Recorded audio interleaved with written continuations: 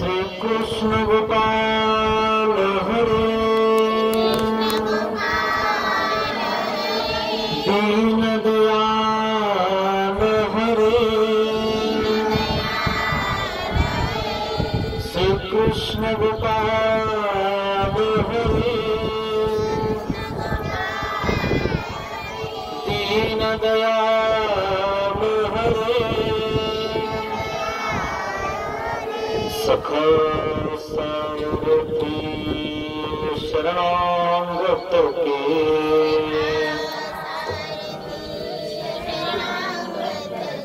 सदा प्रतिपाल हरे श्री कृष्ण गोपाल हरे दीन दयाल हरे दीन दयाल हरे दीन दयाल हरे दीन दयाल हरे श्री गोपाल कृष्ण महाराज की जय। दंडवत हो।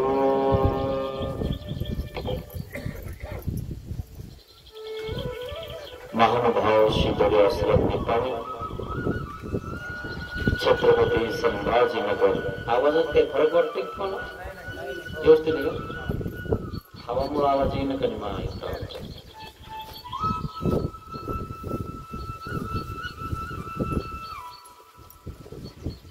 हा शिदोरी आश्रम आपल्या तालुका नांदगाव जिल्हा नाशिक गाव लोठा या गावामध्ये शिदोरी सत्संगसाठी आलेला आहे आणि हा शिदोरी सत्संग अतिशय सुरळीतपणे होत आहे। अतिशय सुंदर असा प्रतिसाद आपल्या सर्व गावकरी मंडळींचा आहे। सर्वजण एकत्रित येऊन हा शिदोरी सत्संग ऐकत आहे। रोज शिदोरीही देतात, रोज साधू संतांचं पूजन करून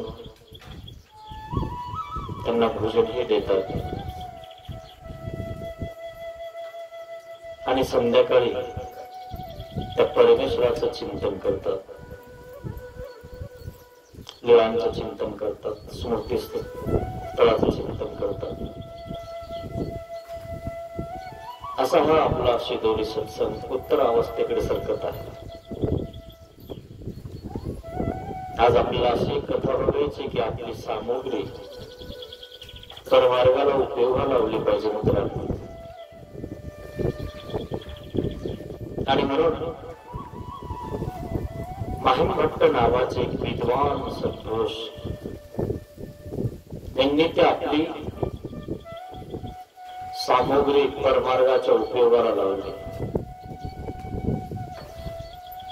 थोडक्यात त्यांची ओळख करून देतो आणि मग त्यांची सामग्री काय होती ती स्मृतीस्थळात सांगितलेलं आहे। माहिमभट्ट हे श्राव्यकार, सराला त्यांचं गाव आहे। ब्राह्मण कुटुंबामध्ये जन्मलेले, खूप विद्वान, इतके विद्वान 6 शास्त्र, 4 वेद, 18 पुराण, सर्व याचा अभ्यास। पण एक शास्त्र महाराष्ट्रात वाचता येत नाही, त्याचा अभ्यास करता येत नाही आणि म्हणून ते कुठं शिकवलं जातं? तुलंग देशात, त्या ठिकाणी शिकायला गेले। महाराष्ट्रात जर शिकले असते तर काय होतं? कोड फुटतो। पण आमच्या देवाने सुद्धा सांगितलं ऐशा ऐशा गोष्टी त्या राणीवनी कीजिती की. हे जे शास्त्र आहे ना देवाचं, हे शेतात बसून एखाद्या झाडाखाली सांगितलं पाहिजे. परंतु तुमच्या सगळ्यांचं शक्य नाही म्हणून मी तुमच्या इथे आलो.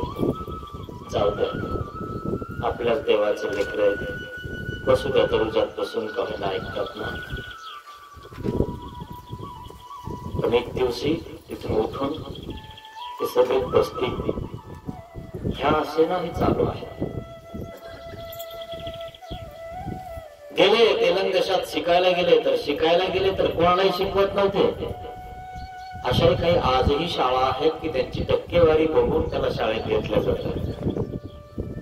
नाही तर नुसते ढगाचे ढग आम्हाला लोक म्हणतात ते. आणि म्हणून गेले तेलंगदेशात, तर तेलंगदेशात गेल्यानंतर त्याच व्यक्तीला शिकवण्या जायचं जो व्यक्ती डोक्यात घेण्यासारखा आहे, खोक्यात नाही आहे.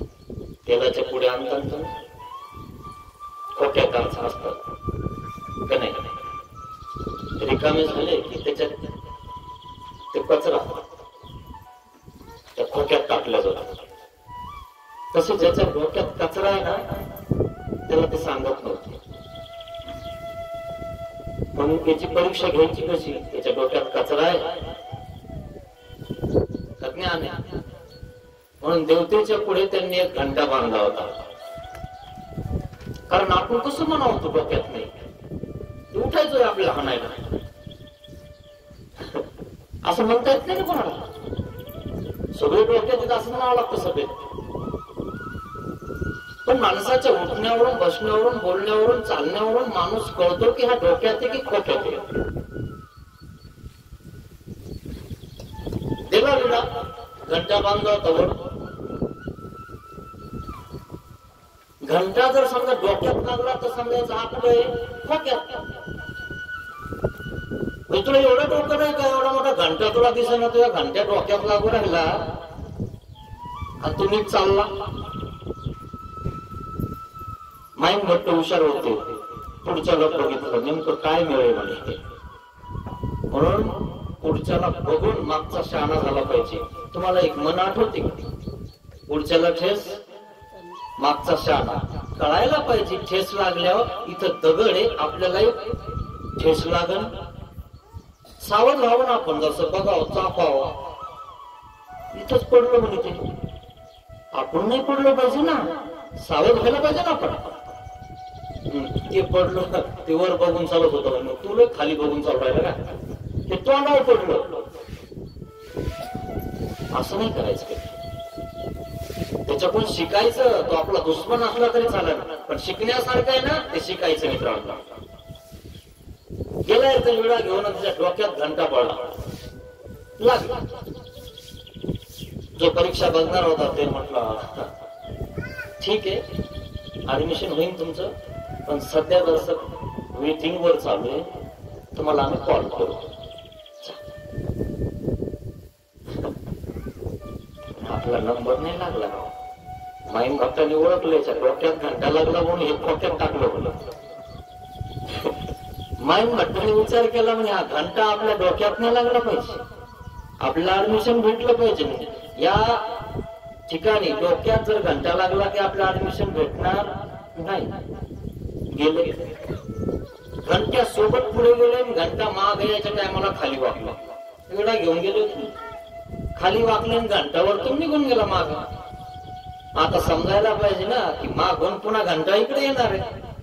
तो घंटा असा फिरतोय, झोका द्यायला गेला. तुम्ही नाही का पाळण्याला झोका देता, तुमच्या पायात अडकतो. नाही बट हुशार झाले म्हणे, घंटा वापस येऊस तर वर बघायचंच नाही. आला का अंदाज लावला त्यांनी, अशा क्षणात लावला, घंटा वर आला की वर झाले, तसेच घंट्यासोबत मागे निघाले. घंटा लागला नाही. पुढच्याने बघितलं म्हणे यांनी डोक्यात घंटा लागू दिला नाही, याचा अर्थ हा डोक्यात आहे, डोक्यात नाही. याला सांगायला काही हरकत नाही. म्हणे या व्यक्ती हुशार आहे, शिकवायसारखी आहे. लगेच ऍडमिशन झालं. विद्याचं ज्ञान झालं, पण विद्याचं ज्ञान झाल्यानंतर ही विद्या काय माहिती का, वाघोलीचं दूध आहे, गुळगुळ करतो. तशी मांजर माहिती तुम्हाला, अनुभव आहे का? मनी नाव ठेवता बाया त्याचं जास्त करून, आणि ती रात्री आपल्या जवळ येऊन झोपतो. करते का नाही? आपल्याला चांगली झोप लागून तसं असं ज्ञान आहे मित्रांनो, गुळगुळ करतो.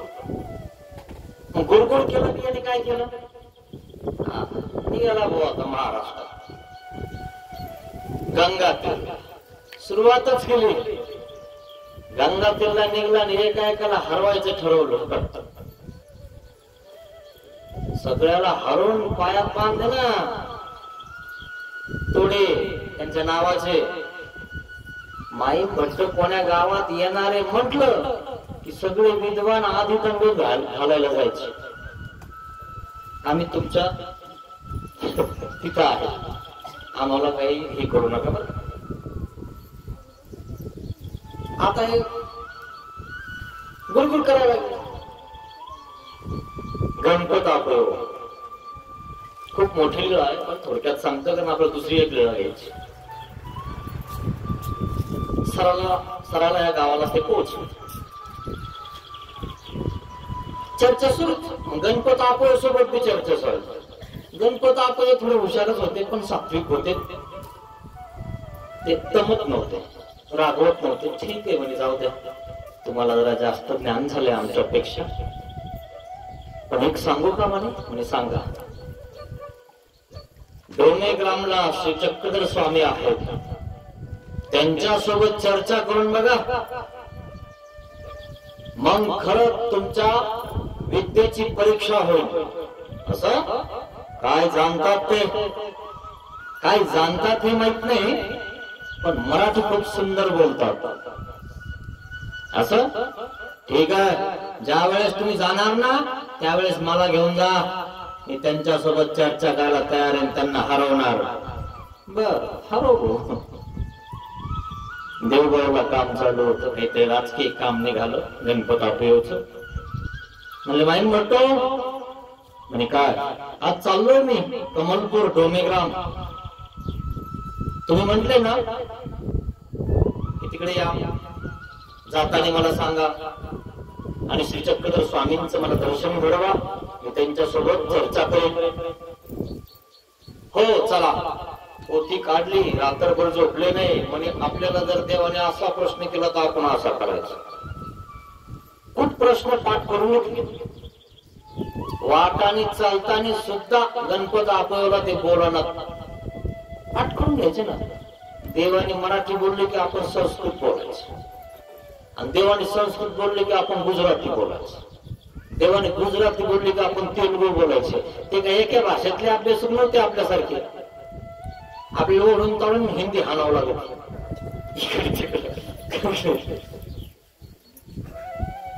जे म्हणलं त्या भाषेत ते बी तयार होते, आणि देव तर देवाचे ते सर्वच नाही. तसेच द्वापार युगातली कथा आहे, शर सांगलिया ईशिया शंका, जसा गुरु तसाच चला. सम्राट चक्रवर्ती श्रीकृष्ण भगवान, त्यांचा शिष्य अर्जुन, बस एकामागे एक प्रश्न करतोय. देव पण एकामागे एक प्रश्नांचे उत्तर देतात. 14 विद्या 64 कला, त्यांना सगळं अवगत होत. देव बी सगळ्यात अवगत होते, असे तसे नव्हते. कलाकारच होते ना, म्हणून देवाचं राजकारण तुमच्या लक्षात अजून येणार नाही. हे काय राजकारणी लोक राजकारण करतात, बिलकुल नाही. न मरणारा माणूस देव राजकारणामध्ये बरोबर त्याचा पाटा पडतो. जरा संत कोणाकडनंच मरत नव्हता. जरा नावाच्या राक्षसींना ते 2 फाकाट जन्मले होते, तिने एक केले होते. तिने वरदान दिलं, तुला जर 2 केले तुकडे तर पुन्हा जोडायला मी आहेच. भीमाने असे 2 तुकडे केले, 3, 4दा 5दा केले, पण असे टाकले की चिटकायचे. तो पुन्हा हसत उठायचा.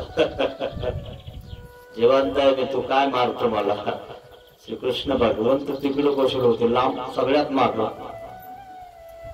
आपण इकडे पुढे असून मिळणे आपला. सगळ्यात माग होते. एक पत्ता हातात घेतला. भीमाने बघितलं श्रीकृष्ण महाराज गुरुकडे बघता बघा जीव, तुम्ही पण गुरुकडे बघता. आता बाबाला विचारलं, याने बघितलं, कोणालाच मिळत नाही. मिळाला का नाही? म्हणून राजकारण करत असताना श्रीकृष्ण भगवान लक्षात सुद्धा येत नव्हते. असं राजकारण करा. आणि म्हणून श्रीकृष्ण भगवंताचं श्रीमद भगवद्गीता शिका, इतकी सुंदर आहे. तसे निघाले हरवायला देवाला. देव असं बोलतील तर मी असं बोलेन, बस तेच प्रश्न चालू. गेले त्या ठिकाणी, बघितलं देवा बघतच राहिलंय. जे प्रश्न होते ना ते सगळेच विसरून गेले. स्वामींकडे बघायला लागले तर स्वामी दिसायला इतके सुंदर.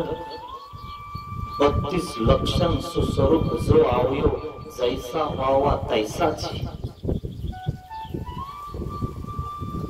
आणि मग बाईसा म्हणते, महाराज भोजनाचा टाइम झालाय. देव म्हणतात, नाही थांबा थोडं, हे आम्हाला विचारायला आले. देवाने सुरुवात केली, विचारा. मग सुरुवात केली. गुणचित्ताची वेणी उठले, हा ब्रह्मयोग कैसा. म्हणून तुमच्या शास्त्रात ऐकायचं काही. म्हणे महाराज तुम्हाला एवढं माहित नाही का? माहीम भट्ट कोणाला? देवाला. गंगा तेलला 8 महिने 8 वर्ष असं फिरले काय म्हणे. मग गंगा तेलला सगळ्यांना बांधून आलोय म्हणे. माझ्या पायामध्ये तोड त्यांच्या नावाचे. बर. मग बाईसाला आवाज दिला देवाने, बाई हे ब्राह्मण काय म्हणतो? दैवा भाग्याचा आहे म्हणे ब्राह्मण, तुमचं दर्शन झालं त्याला. असं तसं नाही बाई, आम्ही यांना असं म्हटलं तर ते म्हणतात तुम्ही काय केलं आतापर्यंत? तू हा मला बांधव म्हणे काढ पदरानं असा खोसला. तू हा मडा बांधून वाजत टुनटुन वेरी मसनवरी घेऊन जाऊ ना. आमच्या देवाची बुद्धी नाही. बाई थांबा थांबा, शिव्या नका देऊ. त्या शिव्या देण्यामुळं त्याचा जो गंज होता ना तो गळून पडला. त्याला असं वाटायचं की महाराष्ट्रात मला माणसं कोणी बोलत नाही, विद्वान कोणी बोलत नाही, आणि ह्या आश्रमात मला एक बाई बोलून गेली. त्या बाईने याचा खताच काढला, गळूनच पडला. बाई चांगलीच भिडली ना. बाई आता बस करा, शिवाय नका. नाही ना म्हणे बाबा असं बघतेच म्हणे याला. बाई तुम्ही काय केलं? तेव्हा आता मागचं खावडला खावलं. तुम्ही तर आम्हाला पाय पुसणं बसायला टाकलं. बाई जीवाचे खते काही सहसा उलटत असते. जीव काय सहसा लगेच दृष्ट होत असतो का? लगेच मोक्षाला जात असतो का? लगेच निर्मळ होत असतो का? होईल ना बाई तो पण नेते. माई भक्त शांत झाले आणि पूर्वीचं निरूपण केलं.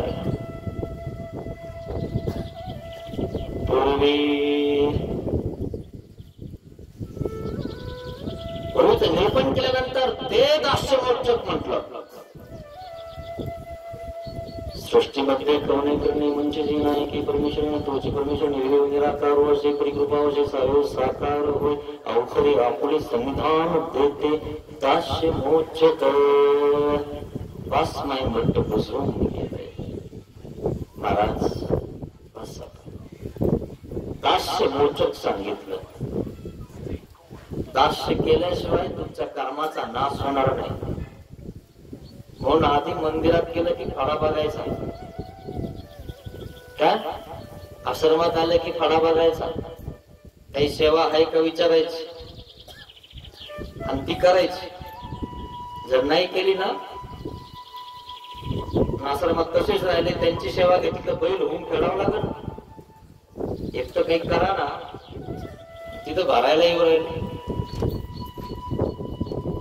म्हणून मंदिरात गेलं की आधी फळा हातात घ्यायचा, कचरा बाजूला करायचा, बाहेर नेऊन टाकायचा, मग हातपाय धुवायचे आणि मग दर्शन घ्यायचे. तुम्ही योग्य होणार. हे दास्य मोचक. दास्य कोणतं घेतलं माहिती माईन भट्टाने? इतके विद्वान असून आपल्याला तर कशाचाच मेळ नाही, तरी कशाचाच दास्य नाही, तरी गुरगुर. उत्तरपूरला गेले, श्री गोविंद प्रभू महाराजाकडे दास्य मागितलं. म्हणे काही नाहीये दास्य. आबाईसाकडे गेले, म्हणे काही काम आहे, व्यापार आहे? काही नाही म्हणे इथं, कारण उमाईसा हे करते, महादाईसा हे करते आणि हे सगळं वाटून घेतलेले. तुम्ही फक्त चिंतन करा म्हणे, बस, बाकी काही गरज नाही. नाही नाही म्हणे, असं राहू शकत नाही मार्गात. मग काय करता? म्हणे काही नाहीच ना काम, आम्हाला काही शेतकऱ्यासारखं काही काम करता येत नाही. आतापर्यंत आम्ही शेतकरी होतो तिकडे आम्ही चांगलं घासून घेतलं, इथं आलं कीच घासायचं नको वाटतं माणसाला. काळे होता ना आता, इथं आले की तिथं काय होत होतं काय माहिती, गोरे होत होते का काय नाही. घासल्यावर सुनबाई सासूबाई मग काढत होती सगळं.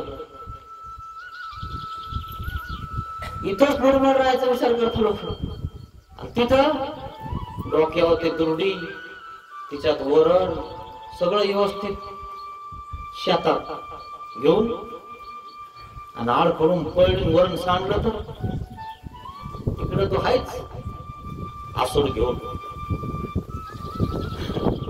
आहे ना अनुभव? किती सहन करावं लागतं, किती खटल्याचं भाकरी करावं लागत. इथं करायचं काहीच नाही, पण इतके कणाता ना, नुसतं बसायचं आणि उठायचं तरी कणाता. नेमकं यांना कायच पाहिजे कळाना. पण माईन भट्ट त्यातले नव्हते. माईन भट्टाने चुलीचा पोत्रा घ्यायचा व्यापार घेतला. आणि पोत्रा कोणी घेत नाही, राग कोणी काढत नाही, मी काढत जाईल. व्यापार नाही कसं म्हणता तुम्ही? इतके विद्वान माईन भट्ट, इतके इतके नम्र झाले, चुलीला पोत्रा घ्यायला लागले, राग काढायला लागले. आपल्या जीवनाची राख रांगोळी केली मार्गात. म्हणून राखाडी कलरचे कपडे घालतात आमचे लोक. सांगितलं मी तुम्हाला, किती पांढरे घाला किती कलरचे घाला, कळण तुम्हाला एक दिवस कोणत्या नाहीत तुम्ही नाणार आहे. महादायसाचा शब्द इजला आहे, आठवते का? दिवाळीचा सण होता, एकदम टकाटक. हे भक्तजन एकमेकांकडे बघायला हे गरीबी होती पूर्वी. यांना कोण पासोडी घेते एवढी?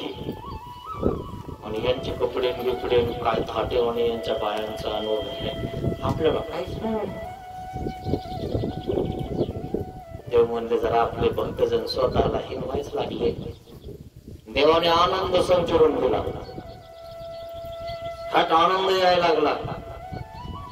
आणि मग त्यांच्यापेक्षा स्वतःला श्रेष्ठ समजायला लागले. वा, आपल्याला कपडे नसले पण काय झालं, पण आनंद आहे, निर्गुण सुख आहे. तुम्हाला सगळं आहे पण मानसिक दुःख आहे, मानसिक वाचिक आणि शारीरिक दुःख आहे. नसेल तर बघा तपासून स्वतःला, सगळं काही आहे काय, पण तुमच्याच शेतात तुमचं काहीतरी आहे. झोप येत नाही तुम्हाला, कोण मोठं काय निष्ठ कोणी शेजारी किंवा वाटाने बोललो ना, तू फक्त आपलं गल्ली लिहून दाखवा, तो गल्लीतून जातो इकडं तिकडं बघतो, त्याच्याकडून काही करणं होत नाही, पण घाबरत आहे ना मानसिक दुःख. इथं काही टेन्शन नाही, कोणी आगे ना पिछे, आणि कोण धमकी देणार आहे, कोण काय करणार आहे. दिलं तरी हे शरीर आपलं कुठे, हे देह ईश्वरा अर्पिले आपुले कैचे, देवाला दिलेला देव सांभाळा, आपलं कुठं राहिला आता देह. अशा प्रकारे माहीम भट्टाने राख काढायचा व्यापार घेतला. मित्रांनो, त्या माहीम भट्टाची एक स्मृती मी तुम्हाला सांगणार आहे. त्यांची पूर्वपीठिका मी सांगितली की ते इतके विद्वान होते तरी पण राख काढायचा व्यापार घेतला. आपण घेतला का एखादा व्यापार इथला, ज्याने घेतलाय त्याचा काढायचा तयारी. परतार करी नका हो, देव नाही करणं झालं ना, जो करतो ना त्याला करू द्या. आणि म्हणून ती कथा सांगतो, त्यांची सामग्री सांगतो की ती कशी उपयोगाला लावली त्यांनी.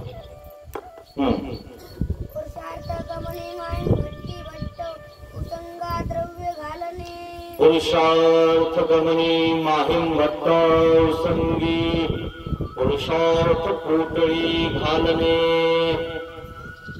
पुरुषार्थ पोटळी बांधली होती राजाच्या दरबारात.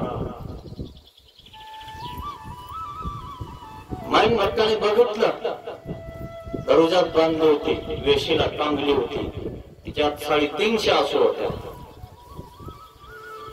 आणि देवाला श्री गोविंद प्रभू महाराजांना कापूर कमी होता म्हणून कापूर आणण्यासाठी हे देवगिरीला आले, कटकाला आले. आणि तिथं बघितली राजाच्या वेशीला त्या ठिकाणी बांधलेली 350 आसूची. माहीम भट्टाने विचारलं नागदेवाला, नागदेव ही पोटोळी तोडू का म्हणे, 350 आसू आहेत. आणि त्यांनी हिच्यावर लिखाण केलंय, जो आमच्या प्रश्नांचं उत्तर देईन त्याने ही तोडावे, नाही तर हात लावायचा नाही. आणि काय आणि हे मला येतं म्हणत. ते विद्वानच तेवढे होते ना, कित्येक जणाला त्यांनी बांधलं होतं पाया. मागेच तुम्हाला सांगितली पूर्वपीठिका. मग म्हणे आपल्याला आश्रमाचं निमित्तीतलं द्रव्य कशाला खर्च करायचं, चालता चालता भेटलंय म्हणे तर घेतो ना म्हणे काढून, 2-4 शब्द तर बोलायचे आणि आपल्याला आपल्या परमार्गाला लावून देऊ म्हणे उपयोगी. 350 आसू हो म्हणे, ते पण खरं आहे. कारण देवाचं वचन आहे, आपली सामग्री उपयोगाला वचायचे काय असे.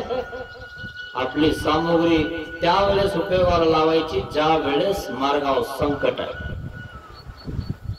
गरज आहे, त्यावेळेस तिथे खंबीरपणे उभा राहायचा. आमचे बाबा आहेत ते सग बाजूला, तुला वाटलं का त्यांच्याकडून कोण नाही, ते साधे भोळे म्हणून त्यांना धटा हातो काय तू रे, उभा राहायला पाहिजे ठामपणे तिथं. नाही तर बस निघाले आपलं दुसरीकडे, जाऊ द्या त्यांचं काय झालं काय नाही. आपल्या पंथाचा आहे तो साधू, आपला आहे, त्याचं संरक्षण करणं आपलं काम आहे. तो कसा आहे हे बघत नाही बसायचं, तो आपल्या देवाचा हे बघायचं, त्याला उचलून आणायचं, दवाखान्यात न्यायचं. हे सांगितलं तेव्हा. तोडली ती पोटळी, टाकली नागदेव आचार्यांच्या झोळीमध्ये. मग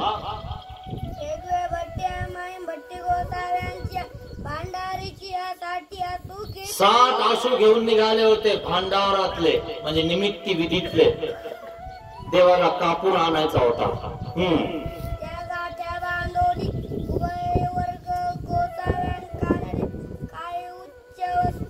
काहीतरी उच्च वस्तू घेण्यासाठी कटकाला आले होते. 7 आसू आपल्या या रुमालात बांधले. पाकिट नव्हते मित्रांनो तेव्हा. आता पाकिटाची गरज नाही, तुमच्या मोबाईल मध्येच पाकिट टांगतोय. किती पुढे आलो ना आपण आता. ते असे बांधायचे, पदराच्या गाठी करायचे, त्याच्यात ठेवायचे आणि आणायचे. आले कटक देवगिरीला.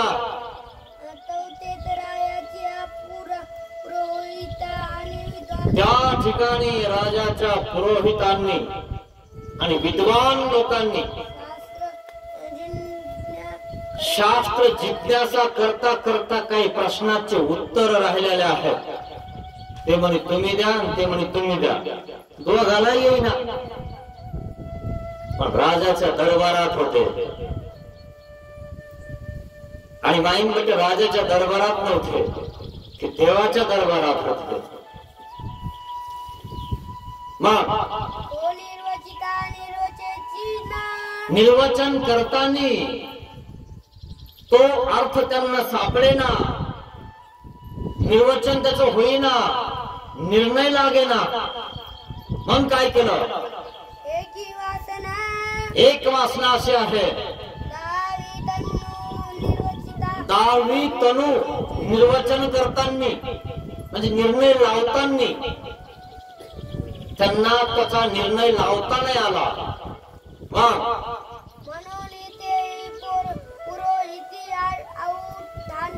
मग त्या पुरोहितांनी काय केलं? जर कोणी या महाराष्ट्रात विद्वान असेल तो ही पोटळी तोडेल, त्याला इतकं इनाम दिला जाईल. 350 आसूची पोटळी म्हणजे पिशवी बांधली. पूर्वी पैसे कशाने मापायचे माहिती का तुम्हाला? आदलीनं आठवते का? आदलीनं मापत होते, बराच जुना काळ. मग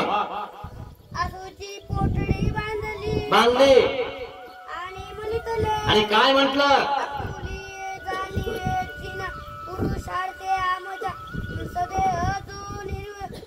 जो आपल्या पुरुषार्थाने आपल्या जाणीवेना ही पोटळी तोडेल त्याला इतके आशु इनाम दिल्या जातील. बांधली पोटळी राजाच्या दरबारात वेशीमध्ये.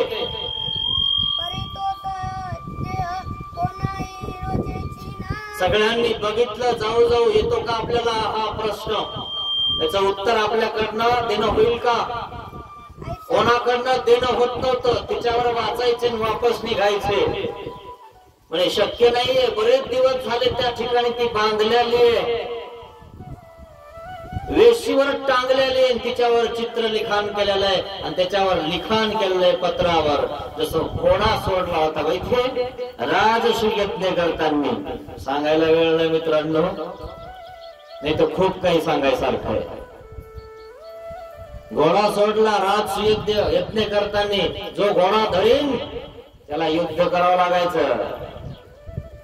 आणि जर समजा जो नाही धरणार आणि तो नाही शरण आला की युद्ध होणार. म्हणून अर्जुनाच्या पोराने घोडा धरला होता माहिती तुम्हाला?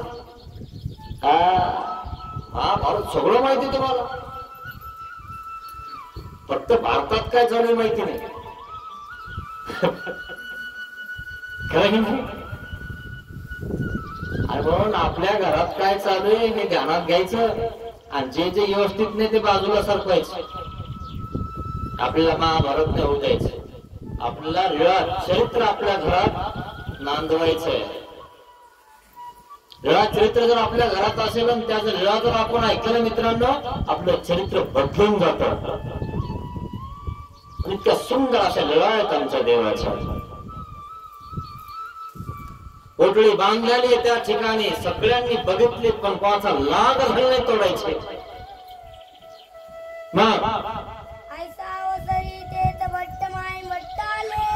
आणि अशा वेळेत कटक देवगीला काही वस्तू घेण्यासाठी, कापूर घेण्यासाठी आले. कोण? नागदेव आचार्य आणि माहीम भट्ट. कारण इथंच वस्तू भेटत होत्या. रुद्रपुरून इथं आले, कारण मराठवाड्याची राजधानी म्हणून देवगिरी, दौलताबाद माहितच आहे तुम्हाला. मग राजाच्या राजधानीत काय भेटत नाही? सगळं काही भेटतं म्हणून तिथे घ्यायला आले. उच्च वस्त्र, उच्च कापूर, हे सगळ्या वस्तू तिथे भेटतात. घ्यायला आले तर घ्यायला आले. बघितलं राजाच्या या वेशीवर टांगलेली ही पोटळी आहे. मग पाहिले माईम भट्ट भट्टवासांना काय म्हणतात? बटो पुरुषार्थ पोटळी बांधली असे. पुरुषार्थ पोटळी आहे. जो पुरुषार्थ दाखवेन त्याला हे असू भेटणार आहे. दाखवू का मग पुरुषार्थ? मार्गाच्या उपयोगाला होतो. आता माईम भट्ट पुरुषार्थीच होते, नागदेव भट्ट ते पण होते, परंतु जाऊ दे भाऊ कशाला नादी लागतो. नाही नाही, मार्गाच्या उपयोगाला लावायचे. मग ते तोडून द्या. तोडू का म्हणे? मला तोडू द्या तुम्ही, नाही म्हणू नका. मार्गाच्या उपयोगाला लावू आपण इतकं द्रव्य. मग भांडारीची आसू कावे तू. भांडारीचे आसू म्हणजे देवाच्या निमित्ती बदलले जे वस्तू आहेत, जे पैसे आहेत, त्याचा आपल्याला खर्च करायचा नाही. हे जे भेटतंय ना आपल्याला पुरुषार्थामधून, ही पोटळी तोडून आपण देवाला चांगले वस्त्र, चांगला कापूर घेऊन जाऊया. मग आयते माईम भट्टी भट्टवासा ते पुसिले. असं माहीम भट्टाने भट्टवासांना विचारलं. भट्टवासी मानिले आणि म्हणितले. भट्टवासांना वाटलं ठीक आहे, चांगली गोष्ट आहे. एवढी मोठी पोटळी आहे, 350 आसू आहे, जर मार्गाच्या उपयोगाला लागत आहे तर चांगली गोष्ट आहे. आणि आपला माईम भट्ट सहजगत्या त्यांना उत्तर देणार आहे. पण माईम भट्ट उत्तर न देतात, पोटळी घेतात आणि पगलात टाकतात. या बाहेर तुम्हाला सांगतो. ते काय साधे सुधे होते काय? 60 भाज्याची रोज चव घेत होते. आणि माईम भट्टाचं नुसतं उपरणं पाहिलं तर इतक्या महागाचं होतं ना, आपल्याला उपरणही नसतं खांद्यावर. त्यांचं उपरणं त्यांनी एका ब्राह्मणाला दिलं, फाटकी वस्त्र घेतले. म्हणे बाबा हे एवढं महागच मला देऊ नका, लोक आणखीन मला. नुसतं सांगायचं म्हणे माईम भट्टाने दिले. जर त्या केसाला कोणी धक्का लावून तर बघ, माईम भट्ट तुम्ही इतका दरदरा होता माईम भट्टाचा मित्रांनो. आणि एक उपरणं बाकी होत. बेलोरा या ठिकाणी गेले आणि ते विकून टाकलं आणि एक दुर्डी घेतली, गुळ घेतला श्री गोविंद प्रभू महाराजांना भेटण्यासाठी. गुरुला, देवतेला, राजाला रिकाम्या हाताने कसं भेटत? स्वतःच उपरणं विकून घेतलं. आपण 3दा आहे ती कितीची बघायला लागतं. बंद रे बाबाच दक्षिणा करू दे त्यांना. मग लवकर चापा तो काय तिथंच मित्र म्हणतो त्याला.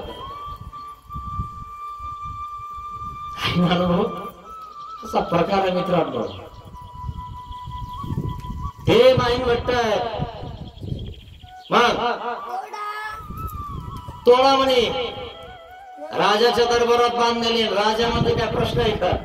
राजा बोले दल हाले. पण राजाची पोटळी तोडायची ताकद त्या माईम भट्टात आहे. त्यांच्या दरबारातली पोटळी तोडून घेतली. तोडा. मग महागारी पोटळी बांधली होती. हेत भट्टाने माईम भट्ट लावणी माईम भट्ट पोटळी तोडली. तोडली पोटळी. भट्टवासांच्या ओटी घातली. ओटीत दिली. तो ते तर राखना. तिथं राखण बसलेले होते तलवारी घेऊन सैनिक लोक राजाचे. कोण तोडते बघा, लगेच निरोप द्या, नाही तर एकांवर तोडून तशीच निघून जातील. काय सांगता लोकांचं?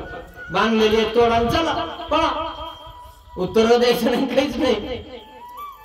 राखण ठेवलेले तिथं. तोडे बघितलं त्या सैनिकांनी, पोटळी तोडे. मग एक धावत पळत राजाच्या दरबारात आले. अहो म्हणे माहितीये काय झालं? आपली पोटळी तोडली म्हणे 350 आसूची. अरे वा, चांगलं झालं म्हणे. मग आपल्याला आता प्रश्नाचं उत्तर मिळेल. मग काय म्हटलं? 2 जण आले पण बोडखे. काही विचारलं का? कोण काय कुठले विचारलं ना त्या पुरोहिताने. आतमधल्या राजाजवळ बसणाऱ्या कसे आहेत पण ते दिसायला? विचारलं काय त्यांचं रंगरूप, काळे का गोरे, कसे दिसायला? म्हणजे पैलवान विचारतो नाही कसा आहे म्हणून. आता पैलवान दिसण्यावर नाही किलोवर असतो, आहे ना अनुभव? किती किलोचा आहे तितक्याच किलोवाल्या सोबत भांडण कर, युद्ध कर, आहे की नाही? नीतीने युद्ध करायचं. पण श्रीकृष्ण भगवंतासोबत नीतीने युद्ध नाही केलं. 500-500 किलोचे युद्ध करायला पुढे ठेवले, मल्लची मल्ल. आणि हे बिचारे श्रीकृष्ण 12 वर्षाचे, 34 किलो वजन नाही, आणि हे 500-500 किलोचे. सगळे राजे लोक म्हणायला लागले हे असं चालत नाही म्हणे, नीतीचं युद्ध नाहीये. आता ते कंसचे राजा बोले तो झाले, ठीक आहे म्हणे, हे 500-500 किलोचे आहेत ना, यांच्या सोबत लढायला आम्ही तयार आहे. मारले ना, दिले फेकून वरती. पागल हातीला दिलं फेकून, त्याच्या दाता आणले भेटायला. हे घ्या म्हणे तुम्हाला आणले भेटायला, रिकाम्या हाताने भेटले म्हणे राजाला. हत्तीचे दाता आणले म्हणे, कळायला आणले म्हणे, राजाला भेटायला आणले म्हणे. राजाला कोणी काही देत पण हत्तीचे दात कोण देईल म्हणे. कराय की नाही? बोलणंच असं होतं कंसाचं. झालं सुरू. अजून टाइम आहे, शरणी आहे.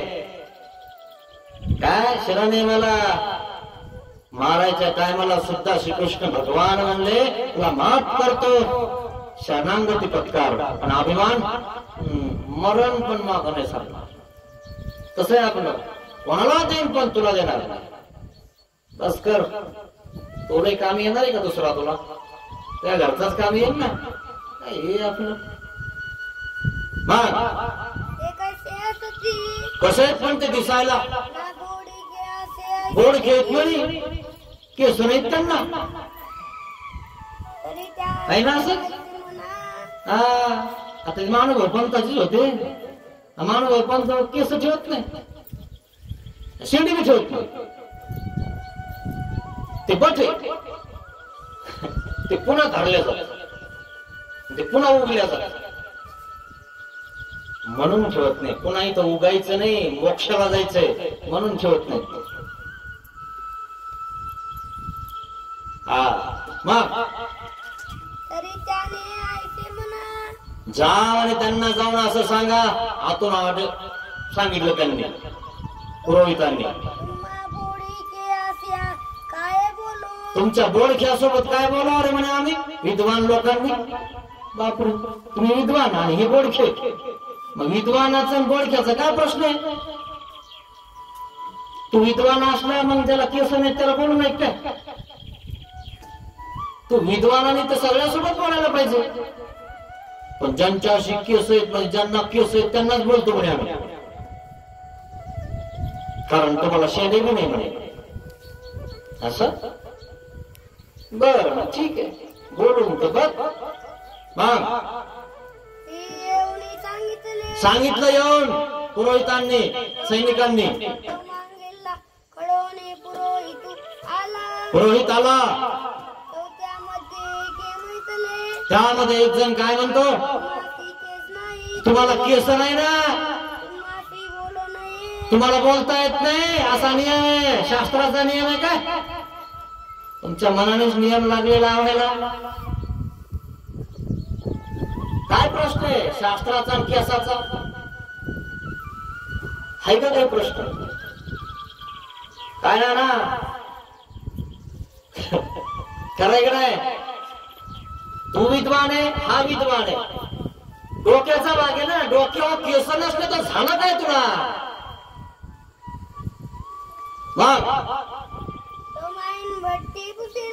काय म्हटलं?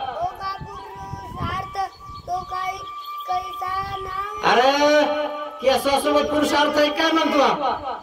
पोटळी बांधली तर रस्त्याला, मग कधी केसावाले येतील, कधी बिगर केसावाले येतील. मग केसावर बुट्टी का बाल भेटतोय, त्यांना जातो का, त्यांच्यासोबत करतो का चर्चा? खरंय ना? नाही तर बांधायचं नव्हतं ना तू पोटळी रस्त्याला, तिकडच बांधायची होती ज्या भागात केस आहेत त्यांना. पुरुषार्थ तो केसासोबत आहे का विद्वानासोबत आहे हे पहिले सांगा तुम्ही. जाऊन विचारा तुमच्या पुरोहितांना, केसावाल्यासोबत पुरुषार्थ आहे का विद्वानासोबत पुरुषार्थ आहे? मग की विद्या नावे का विद्या नावे? केशकराती बोलाल तरी केस सम्मान. जर केसावाल्यासोबत बोलायचंय ना तर सामान्य स्त्रियांनाही केस आहेत त्यांच्यासोबत जाऊन बोला. ज्या शरीर विकतात ना त्यांच्यासोबत जाऊन बोला ना, मग त्यांना बी केस आहेत.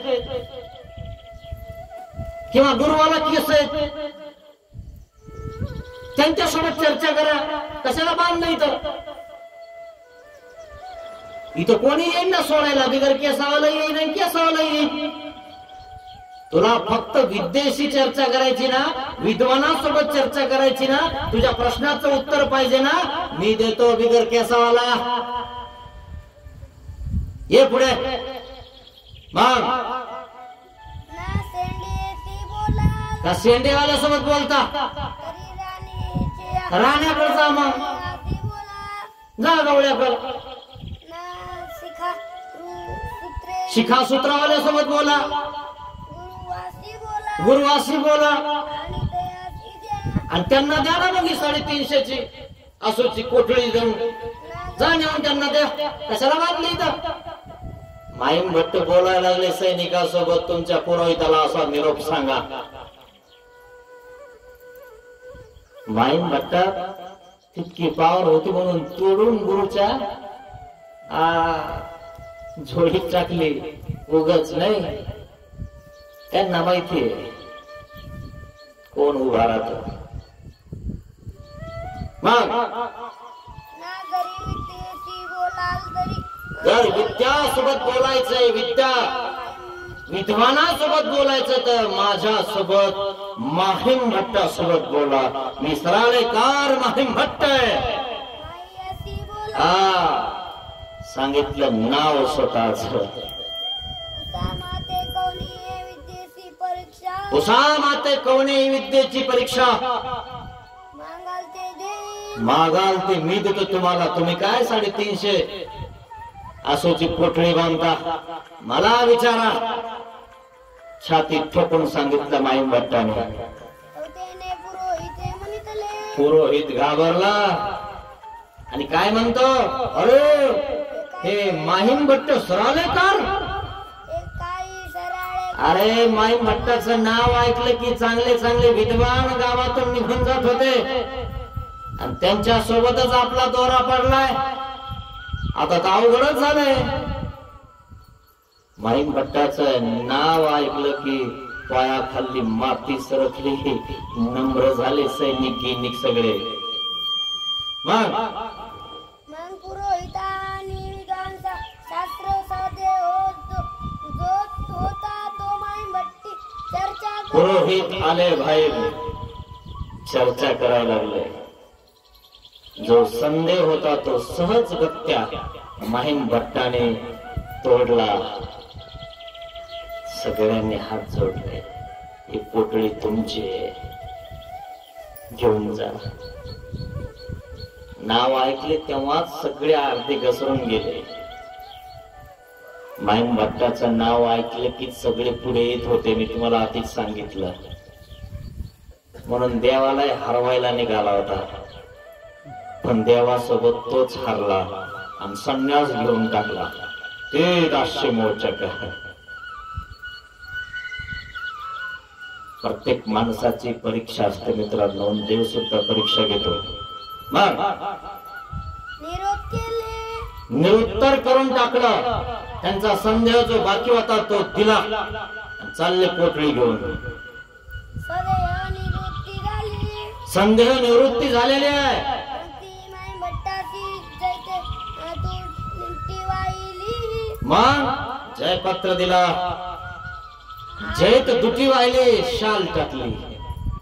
वाह, जो संदेह होता तो तुम्ही आम्हाला सांगितला. केसावाल्या सोबत नाही बर का आमचा संदेह, चुकला आमचं. डोक्यावर केस नसतील तरी चालेल मित्रांनो, पण डोकं असणं गरजेचं आहे. ज्या माणसांना केस नाहीत, काही लोक टक्कल असतात माहिती तुम्हाला, पण डोक्याने इतके हुशार असताना त्याची सही असल्याशिवाय पुढे कामच होत नाही. होत का? तुम्ही इकडे काय म्हणता, टकले टकले नाही केलं ते मास्तर, ते म्हणायचे काय साहेब मला टकले, याचं काम करून देत नाही, सही करून देत नाही. मग इकडे आडत तिथे गेलो की साहेब साहेब तुम्ही म्हणाल ते काम करायला तुमचं, आपलं काम करत नाही. आली का किंमत?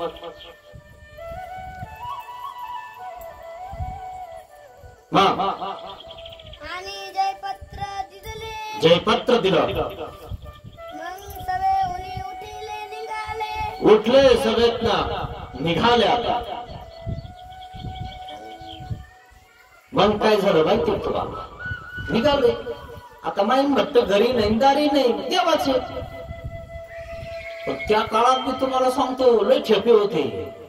इकडून तिकडून तिकडून इकडं माणसं पळायचीच निसते, ठेपे देत.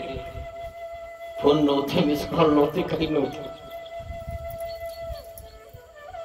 मग काही चाललं आपलं कापूर घ्यायला देवाला, जाऊ बा कापूर घेऊ आणि आपलं श्री गोविंद प्रभू महाराजाकडे जाऊ.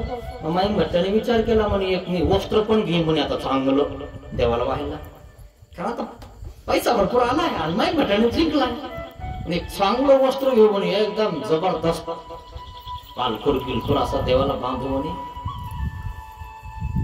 मेघ वर्णी दुटी घेतली. पण ते घ्यायला जायच्या टायमाला इकडं कळालं पत्नीला संबंधी कटक देवगिरी सराला जवळच काही जास्त लांब नाही. वैजापूर आहे ना, वैजापूर पाशी तो सराला गाव आहे, असं तुम्ही बघू शकता. गेला ठेपा म्हणे माहीम भट्ट नावाचे तुमचे पती विद्वान, आणि बघतच होती कुठे गेले माहित असते ना, इकडून इकडेच जायले. तिला काळ बा इथे इथं आले. 350 आसूची पोटळी पुरुषार्थ तोरडी. हिनं आपले भाऊ सगळे पाहुणे रावणे आत्याची पोरं गिरो सगळे आणले जमा करून. हाताने सापडा म्हणे आपल्याला, पण यांनी जे जिंकलंय का ते अर्ध घ्या म्हणे आपल्याला. सगळं सोडून गेलाय ना, तरुणी पाहिलं का अवघडे ठ्यापा लागला तिला. आली ना घेऊन तिचे भाऊ मेवणे, ते चुलत भाऊ, ते हाट गर्दीच गर्दी. अशा टायमाला त्यांना जोर येतो, बाबा व्हायला म्हणते बघूच आपण. खरं बाबा कधीच नाही बोलत, तुम्हाला सांगतो सगळं इकडच खरंय ना. हाली बा तिथं लगेच दूर जात बघा. मग ते आता बोलायला लागलं, माहीम भट्टो म्हणे काय तुम्ही पुरुषार्थ पोटळी तोडली, मग तुमच्या अर्धांगिनी तुमची पत्नी, अर्धा हिस्सा तिचा आहे, तिला अर्ध द्या. म्हणे मी नाही तोडली, मी नाही तोडली पोटली बिजोडी. मग कोणी तोडली? आमचे गुरु नागदेव भट,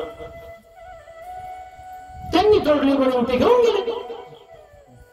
हा कस काय? ते आमच्यापेक्षा हुशार आहेत. आता वाचायचे ना पैसे आपले, नाही तर इतके मोठे, आणि तिच्यात आपण एक जण आणि शांतपणा करणं चांगलं आहे का? कधी पण बघायचं प्रजाचं मत कोणकडे, आणि त्या हिसाबाने चालायचं, नाही तर घेते ना गाडी पलटी करून. याला बुद्धीचा उपयोग म्हणतात मित्रांनो. व्यवहाराची बुद्धी धर्मी उपयोग आहे झाला. त्यांनी बघितलं रंगरूप भरपूर म्हणे माझ्याजवळ नाही म्हणे, आणि मी काही जिंकली पण नाही. मग कोणी केलं म्हणे? नागदेवाचार्य भट्टमार्गीचे. तेव्हा भट्टमार्ग म्हणायचे आपल्या मार्गाला. महानुभाव संप्रदाय वेदवंती नागदेवाचार्य.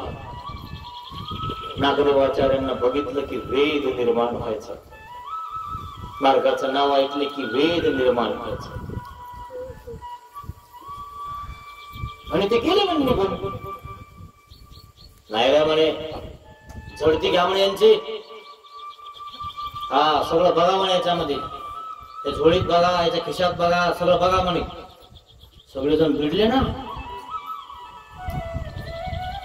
बघायला लागले. आता पहिल्याने तोडी तेव्हा कुठं टाकली होती नागदेवाच्या जोडी, पहिल्यानेच हातात घेतली नाही. माई म्हटलं हुशार, त्यांना माहितीये काय संकट येऊन काही सांगता येत नाही. आपण मोकळे बरं आहे म्हणे. युद्धाला जो युद्ध करणारा त्याने मोकळं राहायचं मित्र. म्हणून तुम्हाला माहितीये का, आता जाऊ द्या इतकं सांगत नाही तुम्हाला, काही लोक आहे ना माणसं उभा करतात फक्त. तू या वागा, तू तू तू खरं सांगतो मित्रांनो तुम्हाला, आणि ते नुसतं वाटेवा असतं. आणि काय कपडे गिपडे काहीच विशेष नाही, काही नाही, कोणाशी बोलणं नाही, काही नाही. पण सगळ्या गावाचा अभ्यास हवा केली. आमका माणूस काढून घ्या तिथून आणि आमका टाका. नाही रे म्हणे, मला अभ्यास नाही गावाचा, ऐकलंय. हा म्हणून हे सगळे टाईट कपडे घालणार त्याच्याकडे जातात संध्याकाळी 12 तात्या कशी काय हवा, बसा संध्याकाळी तिकडे बसता. खरे खोटे, हा रात्यात हवा बदलून टाकतात लोक, सकाळी चुप. मग हवा तिथंच कळत सगळी कुठे काय चालू आहे. अभ्यास महत्वाचा मित्र. तो माणूस दिसायला दिसतो असा वाट्यावर बसणारा, पण वाट्यावर बसून कोण कुठं जातंय, कोण येतंय, कोणकडे जातंय, कोणाचं बोलणं कोणाशी कसं आहे, सगळा अभ्यास तो करत असतो. आणि म्हणून हे सगळे सरपंच उपसरपंच त्याच्याकडे हे रे नाही बोलणार त्याला. पण मग जवळ जवळ आलं तात्या बरं चालू आहे ना, काय अडचण असेल तर. लय लोक खतरनाक मित्रांनो, काय सांगावं तुम्हाला. तसं माईम भट्टाने त्या ठिकाणी जडता घेऊन घेतला, काही सापडलं नाही. जाऊ का म्हणजे मग मी आता, आमचे गुरु पुढे गेले, आम्हाला आमच्या देवाला कापूर घेऊन जायचं. अशा प्रकारे माईम भट्टाने आपली सामग्री उपयोगाला लावली मार्गाच्या मित्रांनो. पुढे तिथं रुद्रपूरला असताना सुद्धा सामग्री उपयोगी लागली. कशी लागली, भिक्षा वगैरे विशेष होत नव्हती. तो माहिती चाळणी होती, आता मी चालता पाया, ज्वारीचं पीठ, गव्हाचं पीठ चाळण टाकायचं, चाळणाच्या भाकरी कुत्र्याला करायची, माहितीये ना. पण काही लोक कुत्र्यालाही टाकत नव्हते, काही खायचे, कारण खायलाच नव्हतं. मग ते चाळणाच्या भाकरी भिक्षेत घालायचे. ते लोक यांना ते खायचे भिक्षेमध्ये. माईम भट्टाने एक दिवशी आपली सामग्री उपयोगाला लागली. सोन्याचं दुकान टाकलं रुद्रपूरला, नानवट करी आणि मग भिक्षाविधी करी. कोणासाठी केलं, मार्गासाठी केलं. आणि जर आपण मार्गातून नुसतं घेऊन येत असो किंवा खाऊन येत असो तर काय अर्थ आहे मित्र. जाताना काहीतरी घेऊन गेलं पाहिजे, मार्गाच्या उपयोगी लावा. त्याचा विचार नाही करायचा खूप आहे कसं आहे, तू बघ तो उपयोगी लावायचं की नाही.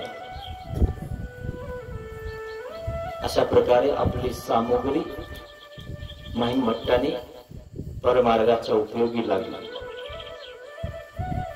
आणि पुढे मग कापुराची ती कथा आहे, ती पण एक स्मृती आहे. आपला टाइम होत आलेला आहे.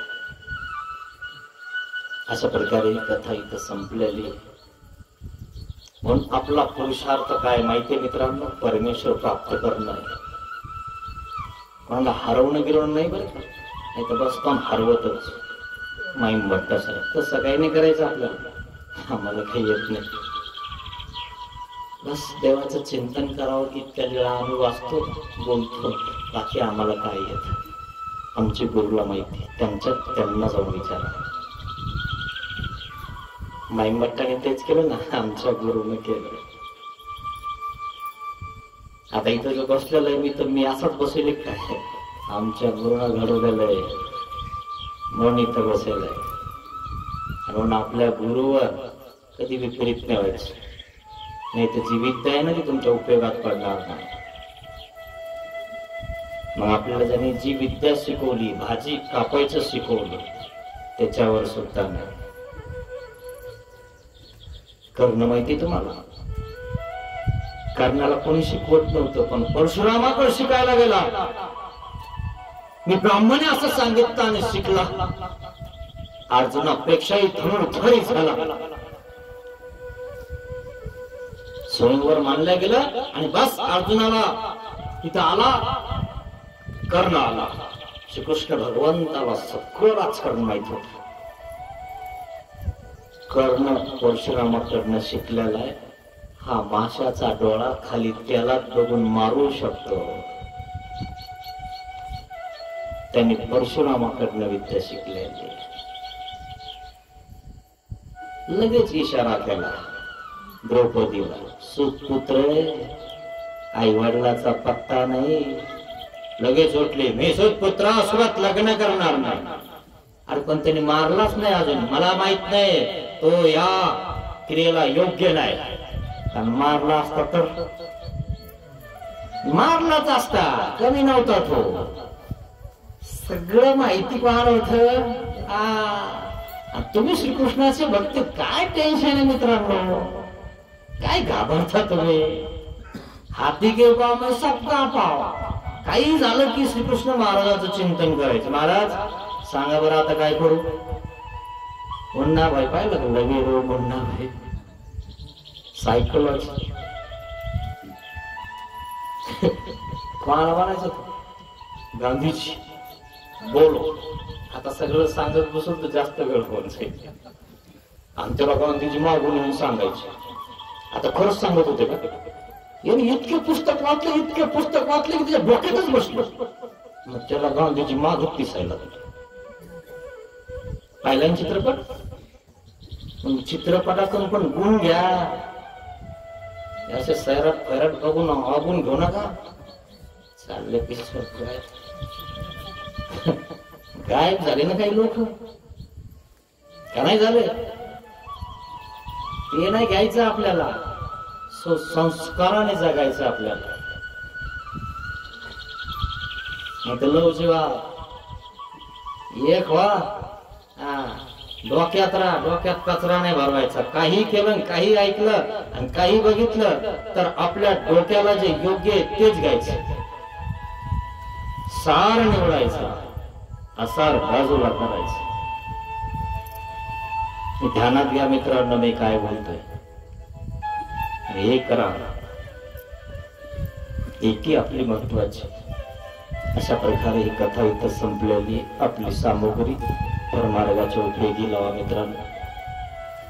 जिथं कुठं संत एखादी तपस्विनी अडकलेली आहे तिथं उभा राहा. तुम्हाला नाही देणं होत काही, नाही करणं होत काही, पण तुमच्याकडे सामग्री एखादं पद आहे आणि तिथं ते अडकलेलं आहे, त्यांना तिथं जाऊन मदत करा. अशा प्रकारे आपली सामग्री उपयोगाला लावली पाहिजे परमार्गाला. आजपर्यंत लावली नसेल तर क्षमा मागा देवाला. पतित पावन दीनदयाळ,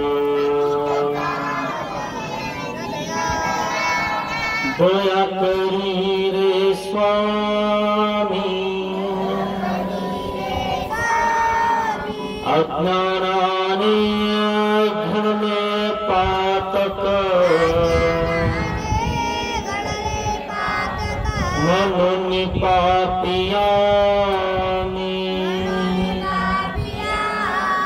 दया करी रे स्वामी. जामनाने पाप कल्पिले ते मन तुला दिले मी दया करी रे स्वामी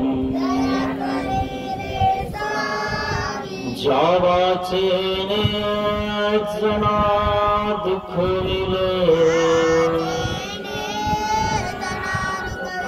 देवाच्या तुला दिले मी दया करी रे स्वामी देहाने हा कर्म कराया दास तुझा मी झालो पतित पावन दीनदयाळ दया करी रे स्वामी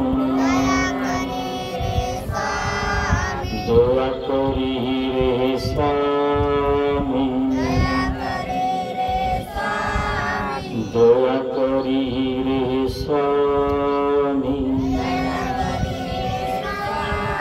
श्री गोपाल कृष्ण महाराज की जय। दंडवत हो।